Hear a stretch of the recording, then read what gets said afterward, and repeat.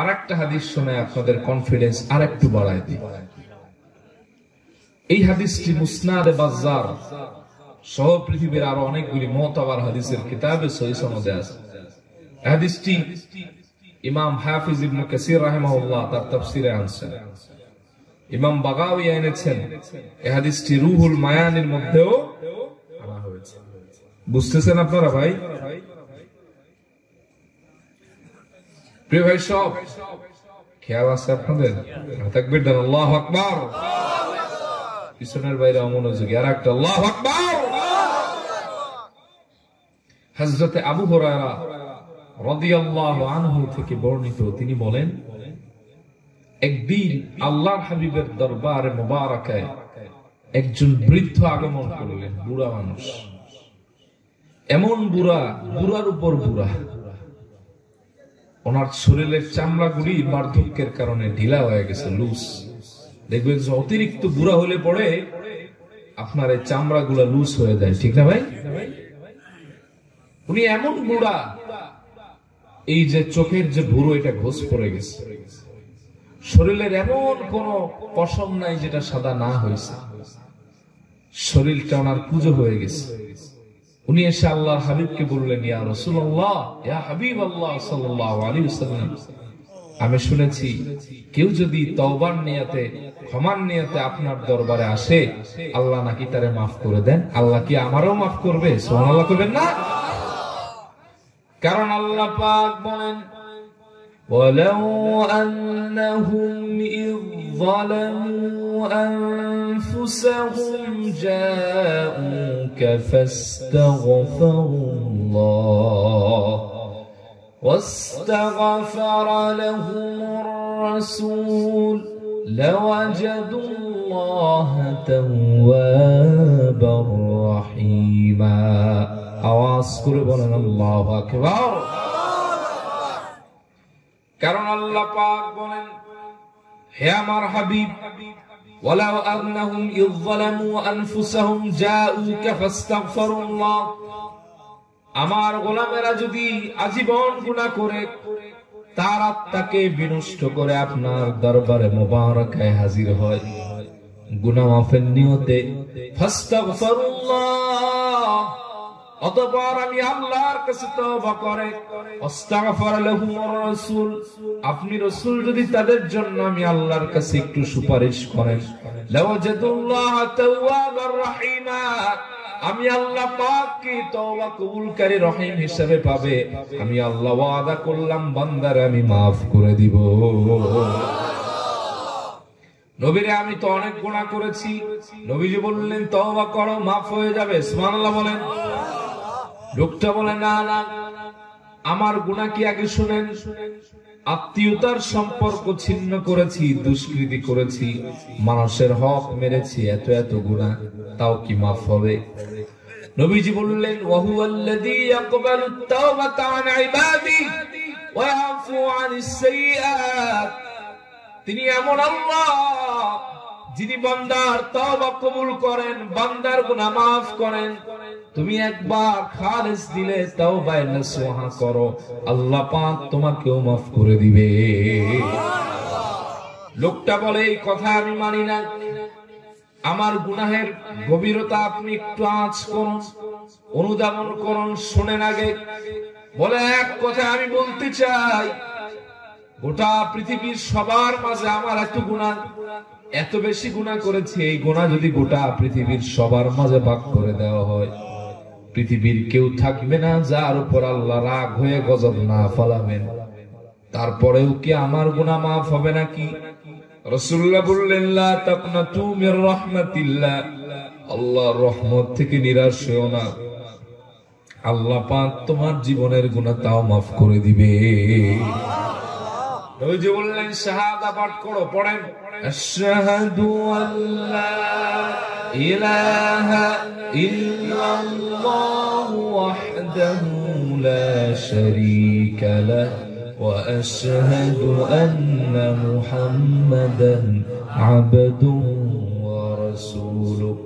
এই শাহাদা পাঠ করো আর তওবা পড়ো। লোকটা তওবা করলেন, শাহাদা পাঠ করলেন, রাসূলুল্লাহ ডাক দিয়ে বললেন, বৃদ্ধ রে, আল্লাহ পাক তোমার জীবনের সব গুনাহ মাফ করে দিয়েছেন। সুবহানাল্লাহ বলেন। লোকটা বলে, কি বলেন? হি ওয়াজ সারপ্রাইজড, আশ্চর্যান্বিত হয়েছেন, এত গুনাহ মাফ হয়েছে আমার বিশ্বাস হয় না।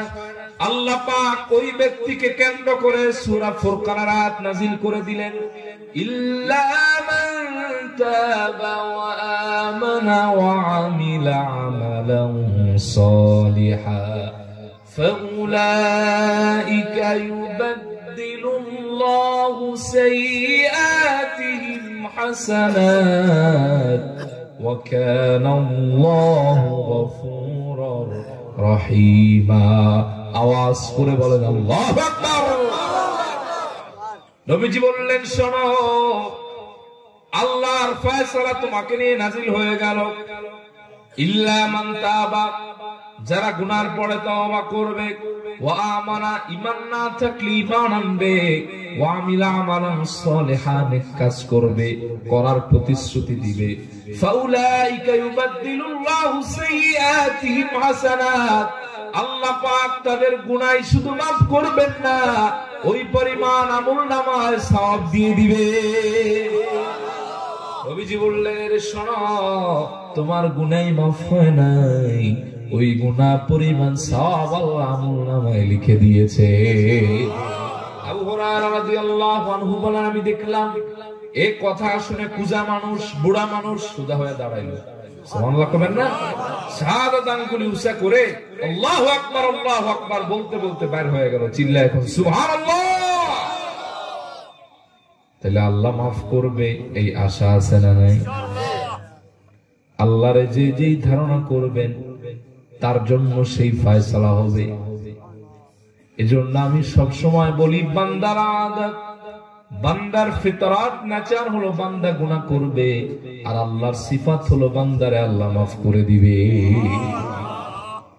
2 নম্বর যেই কাজ করতে হবে, তওবা কবুল করতে হলে অনুশোচনা করতে হবে, অনুতপ্ত হতে হবে, বিনয় হতে হবে, আল্লাহর কাছে সারেন্ডার হতে হবে। আল্লাহ আমি গুনাহগার। কিন্তু এখন আর আমাদের মধ্যে এই ফিলিংস নাই। গুনাহ করে রাষ্ট্রীয় প্রোটেকশনে, ঠিক কিনা বলেন? গোটা বিশ্বে এখন গুনাহকে যত বড় গুনাহ অত বড় প্রোটেকশন, অত বড় সেলিব্রেশন, ঠিক কিনা বলেন? সামনে টাইতেছে গজবের দিন, 14ই ফেব্রুয়ারি, বিশ্ব জেনা দিবস, ঠিক কিনা?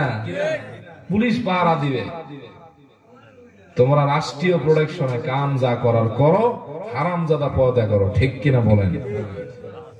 আপনারা দেখেছেন এই কয়েকদিন আগে ইন্দোনেশিয়াতে একটি বিমান আসমানে বসে ধ্বংস হয়েছে। 63 বা 62 জন মানুষ মৃত্যুবরণ করেছে। এর 2-3 দিন পরেই ভূমিকম্প 6.3 না 1 যেন দেখলাম, এতে এক বিল্ডিং সহ শহরের আরো কিছু ক্ষতিগ্রস্ত হয়েছে। এ দেশের আকাম কুকাম যদি আপনারা বন্ধ না করেন, এ দেশকেও আল্লাহ ছাড়বে না, ঠিক কিনা বলেন? এখন দেখা যায় মানুষ কি আল্লাহর উপর শক্তি খাটায় কথা বলে। কয়দিন আগে গেল করোনা, একজনে কয় আমরা করোনার চাইতে শক্তিশালী, ঠিক কিনা? তোমার মতো আব্দুল থাপড়া দিয়ে আল্লাহ কই ভালাইব, ঠিক বাবা না, ঠিক কিনা বলেন? তোমার আমার দেশ বিশ্ব মনে করে খয়রাতি দেশ, ঠিক কিনা? আমেরিকার মতো জায়গায় মিনিটে 3 জন মারা গেছে। এখন যে করোনা ঠিক হয়েছে, আমরা করোনা মোকাবেলা করতে সক্ষম, ওরা ডিমের সক্ষম। তোমার এ দেশটি আল্লাহর ওলিদের, নবী প্রেমিকদের, ওলামায়ে কেরামদের, এজন্য দেশে আল্লাহ রহম করেছে, নাইলে তোমরা যা কাম করো দেশকে শেষ বানায় দেওয়া হতো, ঠিক কিনা বলেন? এ জমিনটা হচ্ছে আরদুল আউলিয়া। এ দেশের ইঞ্চি ইঞ্চি মাটি আলেমদের, ওলিদের পদচারণায় ধন্য, নবী প্রেমিকদের আবাসস্থল হলো জমিন। উল্লাহ কাম সারো ভালো, নাইলে আল্লাহ তোমাদের চাইতে বড় বড় গুলারে জুতা পিডাইয়া খেদা করছে, ঠিক না? জুতা দিয়ে পিডাইয়া এককালে গাঙ্গে নামাই দিছে, ঠিক না বলেন? মানুষ দেখা যায়, দেখবেন কি বিদ্বেষী, ইসলাম বিদ্বেষী, খোদা বিদ্বেষী কথা কয়। কয়দিন আগে একই সুতে দেখা গেছে আমার কথা ভাই, আপনি যে দল করেন করেন, এমন কথা বললেন না যেটা আল্লাহর জাত ও সিফাতে লেগে যায়, ঠিক কিনা? আল্লাহ বান্দারে ছাড় দেন, ছেড়ে দেন না, ঠিক কিনা?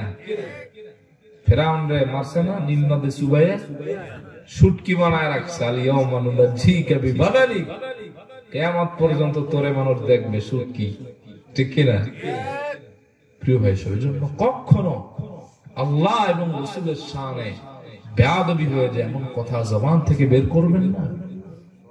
আজকে আপনি একটা পদে আছেন, কথার কথা আমি আজকে বক্তা হয়েছি, এই জন্য আপনারা এই চেয়ারটা দিচ্ছেন, নাহলে আপনাকে মতো ওখানে বইয়ে ওয়াজ শোনা লাগতো। আমি যদি ফকর করি যে আমি অনেক কিছু, কত বক্তা আছে লাস্টে গলা অপারেশন করা লাগছে, মুখ অপারেশন করা লাগছে, আবার অনেকে মার্কেট আউটে বাকি জিন্দিগি বোর খেদমত করে কাটাই দিচ্ছে, ঠিক কিনা? এই জন্য অহংকার নয়, আল্লাহ আপনাকে একটা দায়িত্ব দিয়েছেন, এটা আপনার আমানত। আপনি যদি আল্লাহরে বাদ দিয়া নিজের শক্তির কথা কন, আপনি আমি তুমি 3.5 ফুটের কি বলে 3.5 হাতের এক লোক, বাংলাদেশের সর্বোচ্চ লম্বা 6 ফুট থাকতে পারে, ঠিক কিনা? এর চাইতে একটু বেশি। অন্যান্য জাতির আজ সামুদ গোত্রের মানুষ আসলে একটা বিশাল লম্বা, আমি তো সেরের মধ্যে পড়ছি, এই যে আপনাকে ছোট ছোট টিলা আছে না, এটা কোমরের কাছে পড়তো। তাহলে এই মানুষদেরকে আল্লাহ ধ্বংস বানাইছেন এমন ভাবে, মরুভূমির বালু দিয়ে দিচ্ছেন, লুপ্ত হাওয়া, ওই বালুর বাতাসের এমন ধার যে আস্তা মানুষগুলোরে কাইটা বাষ্প বানাই দিছে। বলি আল্লাহু আকবার। বলতেছিলাম যে অনুশোচনা করতে হবে যে আমি যে গুনাহ করছি এটা গুনাহ। এখন দেখা যায় চুরি তো চুরি, আবার গলাবাজি, ঠিক কিনা? গুনাহ তো করে করে, আবার গুনার উপরে প্রতিষ্ঠিত থাকার জন্য বক্তব্য দেয়, ঠিক কিনা বলে? আমি কেউকে হিট করার জন্য বলতেছি না, বোঝানোর জন্য বলতেছি।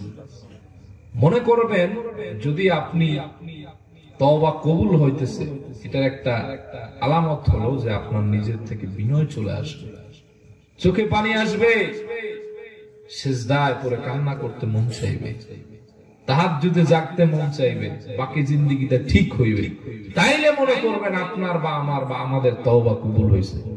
আর যদি দেখেন যে না, উল্টা পাল্টা চলে, তাইলে মনে করবেন কাম সারছে, তওবা কবুল। এজন্য দ্বিতীয় শর্ত হচ্ছে বিনয়ী হতে হবে, অনুশোচনা করতে হবে। আমরা জেনাবে বিচার মানুষ সত্তার মতো কাম করি, তাও আমাদের নমনীয়তা নাই। আর এক সাহাবীর নমনীয়তা শুনে চোখে পানি আসবে। বলবো আপনাদের, রাসূলুল্লাহর একজন সাহাবী, তার ঘটনা আপনাদেরকে শোনাচ্ছি। হযরত আলী রাদিয়াল্লাহু তাআলা আনহু তিনি বর্ণনা করেন, লাম্মা আখান নবী সাল্লাল্লাহু আলাইহি ওয়া আলিহি ওয়াসাল্লাম আখা বাইনাল আনসার ওয়াল মুহাজিরিন ফিল মদিনা।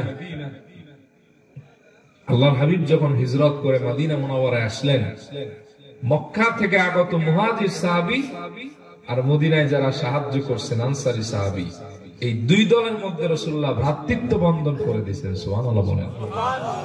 নবীজি বলছেন আজ থেকে কোনো দ্বন্দ্ব নাই, হাসাদ নাই, মুহাজির এবং আনসার তোমরা আজ থেকে ঈমানী ভাই। সুবহানাল্লাহ বলবেন না? আখা বাইনা সাঈদ ইবনে আব্দুর রহমান ওয়া সা'লাবাত আল-আনসারী রাদিয়াল্লাহু আনহু। আল্লাহর হাবিব বিশেষত দুই সাহাবীর মাঝে ভ্রাতৃত্ব বন্ধন করে দিয়েছেন।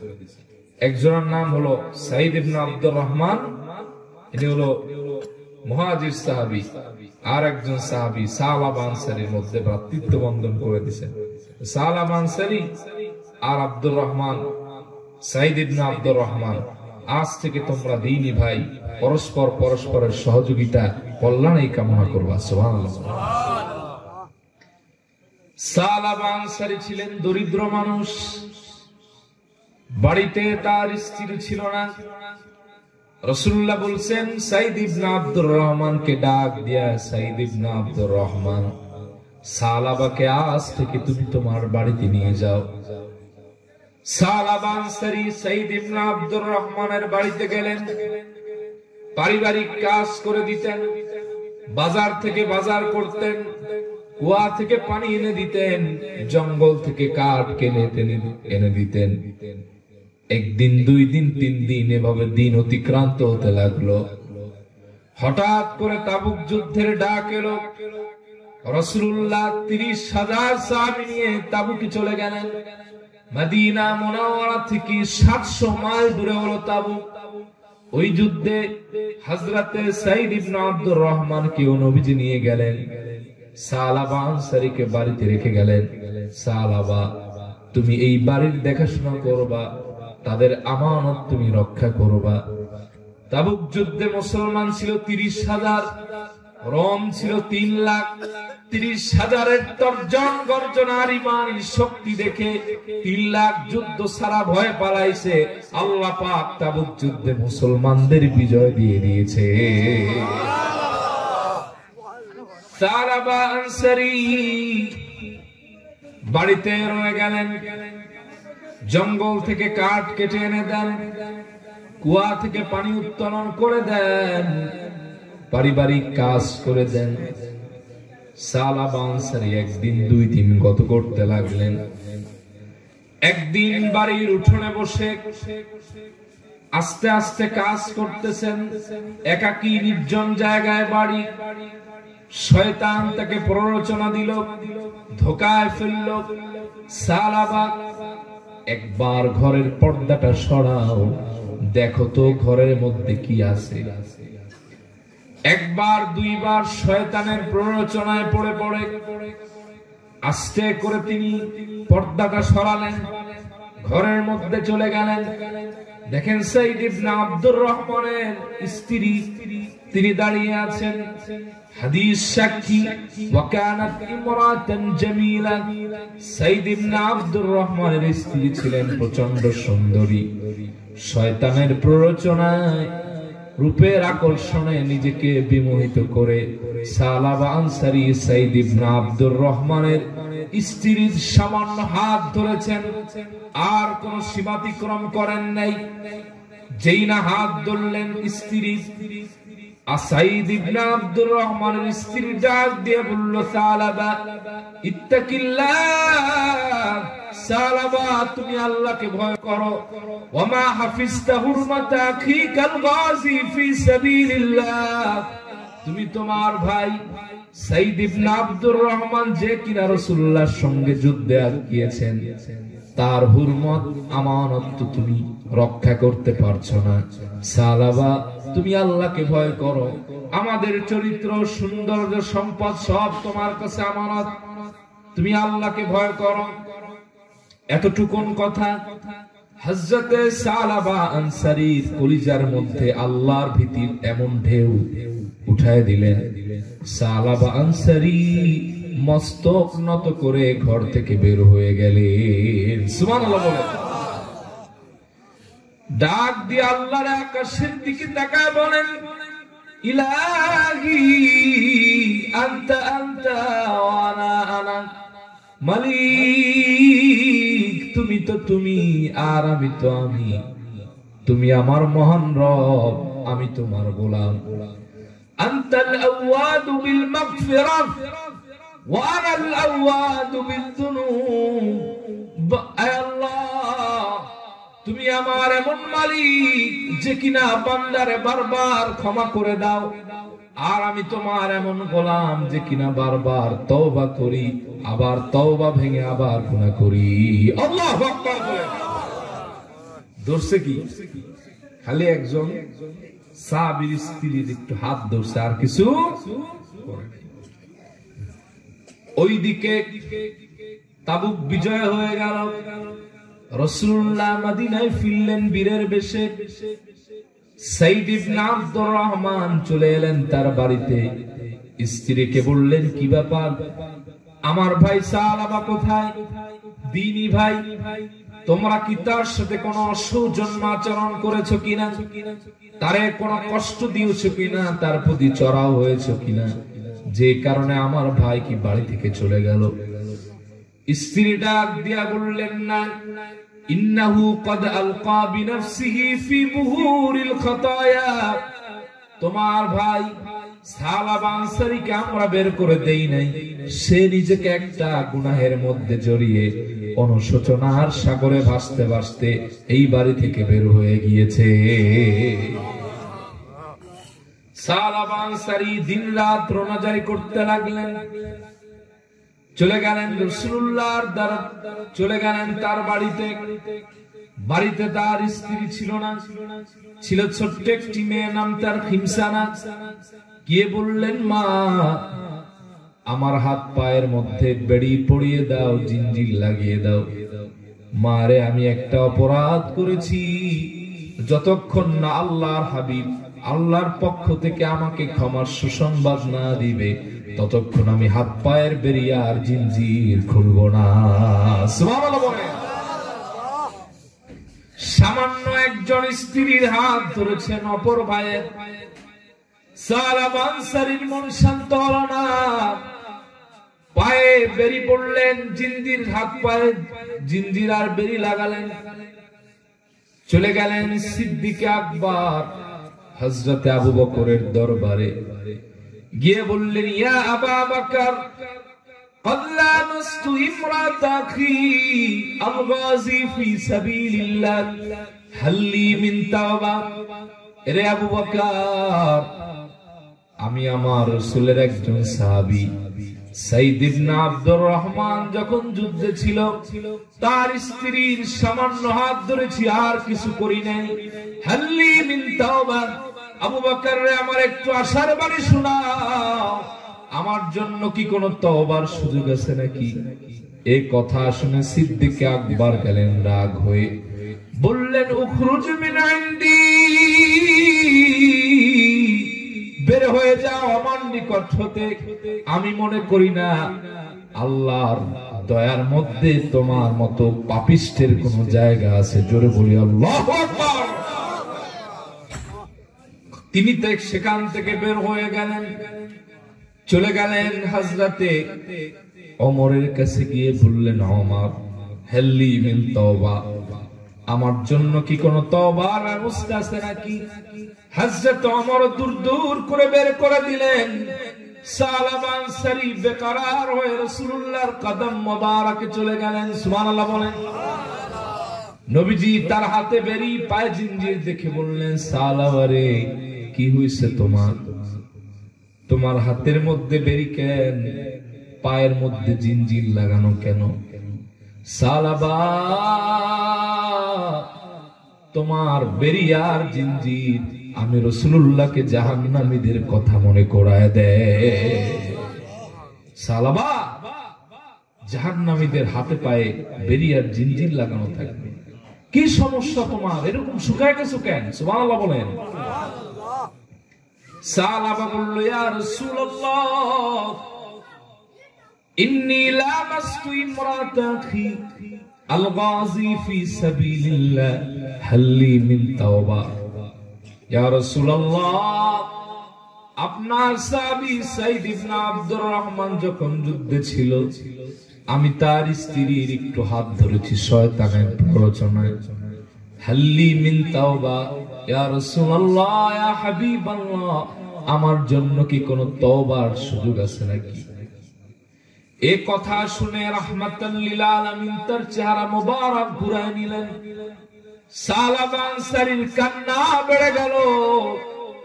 এক দৌড় দিয়ার বাড়িতে গেলেন না, খাওয়া দাওয়া ছেড়ে দিয়েছেন, চলে গেলেন পাহাড়ের চূড়ায়।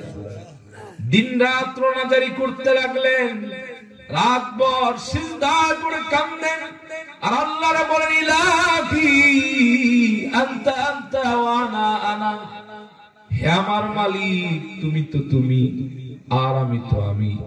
আনতাল আওয়াদু বিল মাগফিরা ওয়া আনাল আওয়াদু বিদ-দুনুব।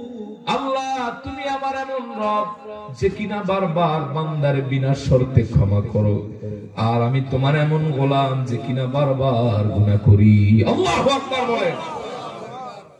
দিন রাত রোনাজারি করতে লাগলেন, খাবার দাবার ছেড়ে দিয়েছেন। এমন অবস্থায় আল্লাহ ওহী পাঠাইলেন জিবরাইল দিয়া। সুবহানাল্লাহ কইবেন না? আল্লাহ ডাক দিয়া বললেন, হাবিবি আম খালাকতাল খালকা আও আরা। হাবিব, বান্দা কি আপনি বানাইছেন না বান্দা আমি বানাইছি? সুবহানাল্লাহ কইবেন। রাসূলুল্লাহ লজ্জায় পড়ে গেলেন। রাসূলুল্লাহ বললেন, নাম ইয়া সাইয়্যিদি আনতা খালাকতাল খালকা, হে আমার মালিক, বান্দা তো আপনি বানাইছেন, বান্দা তো আপনারই। সুবহানাল্লাহ কইবেন। আল্লাহ ডাক দিলেন, হাবিবি বাশশির আবদি ক্বাদ গাফারতু লাক, আমার বান্দা সালাবাকে আপনি সুসংবাদ জানায় দেন, আমি আল্লাহ তার তওবা কবুল করে তারে আমি maaf করে মাসুম বানায় দিলাম। নবীজি সাহাবায়ে কেরামদেরকে বললেন, সাহাবারা, মাইয়াতিনি বিসালাবা, কে পারবা সালাবাকে আমার কাছে এনে দিতে? ফাকাম আবু বকর ও ওমর, হযরত আবু বকর দাঁড়াইছেন, ওমর দাঁড়াইছেন, ও সালমান ও আলী, হযরত সালমান আর আলী দাঁড়িয়েছেন। সুবহানাল্লাহ পড়েন। নবীজি বললেন, আবু বকর ওমর তোমরা বসো, সালমান আর আলী গিয়ে খুঁজে নিয়ে আসো আমার সাহাবারে। সুবহানাল্লাহ কইতেন না? সালমান আর আলী চলে গেলেন, গোটা মদিনা মুনাওয়ারার আনাচে কানাচে খুঁজলেন, কোথাও পেলেন না। চলে গেলেন মদিনা মুনাওয়ারা থেকে দূরে নির্জন জনপদে, পাহাড়ি অঞ্চলে। সেখানেও গিয়ে পেলেন না। দেখলেন এক রাখালকে, তাকে ডাক দিয়ে বললেন, হাল রাআইতা রাজুলান মিন আসহাবি রাসূলিল্লাহি সাল্লাল্লাহু আলাইহি ওয়াসাল্লাম, এরে রাখাল, রাসূলুল্লাহর একজন সাহাবীর এই জায়গায় দেখছো নাকি? রাখাল বলে, সালমান আলী, ইন্নাকুমা তাতলুবানা রাজুলান আল হারিবা মিন আযাবিল্লাহ। সালমান আলী, আমার মন বলে তোমরা এমন একজন লোককে খুঁজতেছো যে কিনা আল্লাহর আযাব থেকে পালিয়ে আল্লাহর জান্নাতের দিকে দৌড়াচ্ছে। বলে, হ্যাঁ এরই খুঁজতেছি, এর নাম সালাবা। বলে, দিনে পাবা না, সন্ধ্যা যখন হবে, পশ্চিম আকাশে যখন সূর্য ডুববে, তখন দেখবা আসে এই জায়গায় এসে সারা রাত রোনাজারি করে, সিজদা দিতে দিতে চোখের পানি ফেলতে ফেলতে ওই পাহাড়ের চূড়াটা কাদা বানায় ফেলাইছে। সূর্য ঢলে পড়ল, সন্ধ্যা গড়িয়ে আসতে লাগলো। হযরতে সালাবা পাহাড়ের চূড়ায় গাছের নিচে আসলেন। সালমান আর আলী গেলেন, চেয়ে দেখতেছেন একই কথা বলে, ইলাহি আনতা আনতা ওয়া আনা আনা, আনতাল আওয়াদু বিল মাগফিরা ওয়া আনাল আওয়াদু বিল যুনুব। হযরত সালমান আর আলী গিয়ে বললেন, কুম ইয়া সালাবা, সালাবা দাঁড়িয়ে যাও, রোনাজারির কোনো দরকার নাই, রাসূলুল্লাহ আমাদের সুসংবাদ নিয়ে পাঠিয়েছেন, আল্লাহ পাক তোমাকে maaf করে দিয়েছে। ক্ষুধার্ত আবু বকর সাহাবী দাঁড়াতে পারেন না। হযরত আলী ধরলেন ডান হাত, সালমান ধরলেন বাম হাত, বললেন দাঁড়াও, কুমিয়া সালাবা, সালাবা দাঁড়াও, চলো চলো, রাসূলুল্লাহ ডেকেছেন।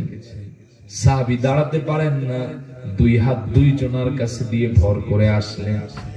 মসজিদে নববীতে আযান হয়ে গেল, আল্লাহু আকবার, আল্লাহু আকবার, আশহাদু আল্লা ইলাহা ইল্লাল্লাহ, আশহাদু আন্না মুহাম্মাদার রাসূলুল্লাহ। নামাজে দাঁড়ায় গেলেন নবীজি ইমামতিতে। হযরত বেলাল ইকামত দিলেন, সালাবা আনসারী আর সালমান এবং আলী শেষের কাতারে জায়গা পেলেন, এসে দাঁড়ায় গেলেন নামাজে। ওই দিন রাসূলুল্লাহ প্রথম রাকাতে পড়লেন সূরা তাকাসুর, আল্লাহুমুত তাকাসুর। এই আয়াত শুনে সাহাবী চিৎকার দিলেন একটি। রাসূলুল্লাহ যখন পড়লেন হাত্তা যুরতুমুল মাকাবির, সাহাবী এক চিৎকার দিয়ে অজ্ঞান হয়ে জমিনে পড়ে গেলেন। নামাজ শেষ হয়ে গেল, সাহাবায়ে কেরাম তাকে জড়ো করে ধরলেন। নবীজি বললেন, ইয়া সালমান ইনদাহ আলাইহিল মা, সালমান রে আমার সালাবার মাথায় পানি দাও, দেখো জ্ঞান আসে কিনা। হযরতে সালমান সালাবার মুখের কাছে তার মাথা নিয়ে বললেন, ইয়া রাসূলুল্লাহ, ইয়া হাবিবাল্লাহ, পানি দিলে কাজ হবে না। কদ ফারাকাত দুনিয়া। সাহাবী আল্লাহর ভয়ে অনুশোচনা করতে করতে তাওবার আগুনে জ্বলে জ্বলে দুনিয়া থেকে বিদায় নিয়ে আল্লাহর জিম্মায় পরকালে চলে গিয়েছে। দরজার পাশে তার ছোট্ট মেয়ে খিমসানা দাঁড়ানো ছিল। সে নবীজি কি বললেন, ইয়া রাসূলুল্লাহ ওয়া ইয়া হাবিবাল্লাহ, আপনি যদি অনুমতি দেন আমি আমার আব্বার শেষবারের মতো একটু দেখতে চাই কি হলো আমার আব্বার। নবীজি বললেন, খিমসানা যাও, তোমার আব্বার একটু দেখে আসো। মেয়েটি তার বাবার কপালের মধ্যে ডান হাত রেখে বলল, বাবা তুমি তো জানো আমার মা নেই, আমার বাবা নেই, একটা ভাই নেই, একটা বোন নাই। এত বিরহের পরে আমি তোমার চেহারাটা দেখে বাকি জিন্দেগি বাঁচার আশা করেছিলাম। আমার মা নেই, তুমিও নেই, ভাই নেই, বোন নেই, এখন আমি কার কাছে থাকবো? কে আমার চোখের শীতলতা হয়ে আমার কলিজা ঠান্ডা বানাবে? এই কথা বলে মেয়েটি কাঁদতে লাগলো। রাসূলুল্লাহ পেছন থেকে ডাক দিয়ে বললেন, খিমসানা, চিন্তার কোনো কারণ নাই, কেঁদো না। আজ থেকে আমি রাসূল তোমার বাবার দায়িত্ব নিয়ে গেলাম। আজ থেকে আমি রাসূল তোমার বাবার মতো, আমার ফাতেমা তোমার বোনের মতো, আয়েশা তোমার মায়ের মতো। মেয়েটি বলল, ইয়া রাসূলুল্লাহ, ইয়া হাবিবাল্লাহ, আমার আর কোনো কষ্ট নাই, আমার বাবা হারানোর ব্যথা আমি ভুলে গেলাম। নবীজি সাহাবায়ে কেরাম কি বললেন, সাহাবীরা জলদি আমার সালাবাকে কাফন দাও, গোসল করাও, আমি রাসূল নিজে তার জানাজা পড়াবো। হযরত আলী বলেন, গোসল কাফন হয়ে গেল। জান্নাতুল বাকির সেই জায়গায় তাকে দাফন করা হবে। আমরা হাজার হাজার সাহাবীরা রাসূলুল্লাহর পেছনে আসতেছি, খাটো পেছনে। আমি দেখলাম রাসূলুল্লাহ পুরা কদম মোবারক ওই দিন জমিনে রাখলেন না, বৃদ্ধাঙ্গুলির উপর ভর করে করে হাঁটতেছেন। আমি আশ্চর্য হয়ে গেলাম। দাফন শেষে বললাম, ইয়া রাসূলুল্লাহ, ইয়া হাবিবাল্লাহ, কোনদিন তো এমন দেখি নাই আপনি বৃদ্ধাঙ্গুলির উপর ভর করে হাঁটেন, কিন্তু আজ কেন আপনি পুরা কদম রাখলেন না? নবীজি কারণ কি জানতে চাই। নবীজি বললেন, আলী শোনো, আমার সাহাবী সালাবার তাওবার কারণে, অনুশোচনার কারণে, আল্লাহ ভীতির কারণে এমন তার মর্যাদা বেড়ে গেল, তার মৃত্যুতে আল্লাহ এত খুশি হয়েছেন, আসমানের সব দরজাগুলি আল্লাহ তার সম্মানে খুলে দিয়েছে। তার জানাজায় শরীক হতে এত বেশি ফেরেশতারা এসেছেন মদিনা মুনাওয়ারায়। মা কদারতু আন বাতিনা কদামাইয়া মিন কাসরাতিল মালাইকা। ফেরেশতা এত বেশি এসেছেন মদিনা মুনাওয়ারায়, ফেরেশতার আধিক্যের কারণে আমি রাসূলুল্লাহ মদিনা মুনাওয়ারায় আমার কদম মোবারক পুরা রাখবো। এই জায়গা গোটা মদিনা মুনাওয়ারায় পাই নাই। এর নাম অনুশোচনা, এর নাম নাদামত, এর নাম আল্লাহ ভীতি। সামান্য একটু একজন সাহাবীর স্ত্রীর হাত ধরেছিলেন, কিন্তু অনুশোচনা এমন করলেন, কি দাম হয়ে গেল গোটা মদিনায় ফেরেশতার কারণে আমার রাসূল কদম রাখবে এই জায়গা খুঁজে পায় না। এজন্য দরকার আছে না নাই? তাহলে 2 নম্বর হচ্ছে নাদামাত, অনুশোচনা। কষ্ট হচ্ছে আপনাদের? 3, যেই গুনাহ করছেন এই গুনাহ আর করবেন না, এই গুনাহ থেকে ফিরে আসতে হবে, তাইলে আল্লাহ মাফ করে দিবে। সুবহানাল্লাহ করবেন না? কি এক গুনাহ বারবার করবেন? আল্লাহ আমলের তৌফিক দান করুন বলে আমিন।